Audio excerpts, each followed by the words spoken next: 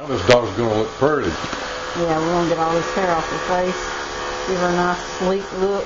Make her look feminine again. Feminine? Make her look feminine. Right.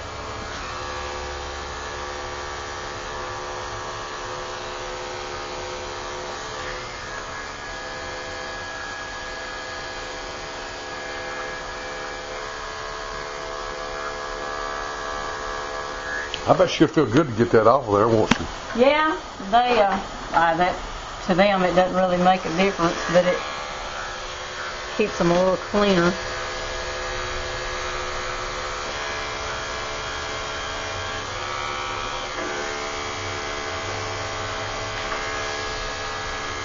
You gotta be real careful, don't you? Mm-hmm. Yeah, one little miss up and you're got an eyeball. You told me last time you've got to cut with the hair. The grain, With the grain, not against the grain, because if you cut against the grain, you can cut them. Burn them. Burn them. Yeah. You can cut them too, but burn them mostly. You don't ever want to burn them or cut them. No. There's three things that makes a mess on a dog. It's a dull blade, a hot blade. A dull blade, a hot blade, and a dirty blade.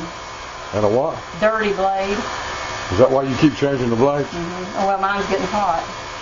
Whenever it gets hot, you change it. Mm-hmm. Starts feeling warm. Huh. Just shut the knots up here. It's not getting too much. That's really important, huh? Mm-hmm. It is. Hot blade, dirty blade, and a dull blade. What do? Do you sharpen blades or you just buy new blades? Sharpen them.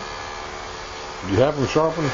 No, I've got a real good guy over in Chevyville that's got a real expensive machine. Mm-hmm. He takes the blades apart and he lays one down on one part and the other on another part and he runs them at the same time. So it gets them good and sharp. That one's kind of matted, isn't it? Mm-hmm. He is.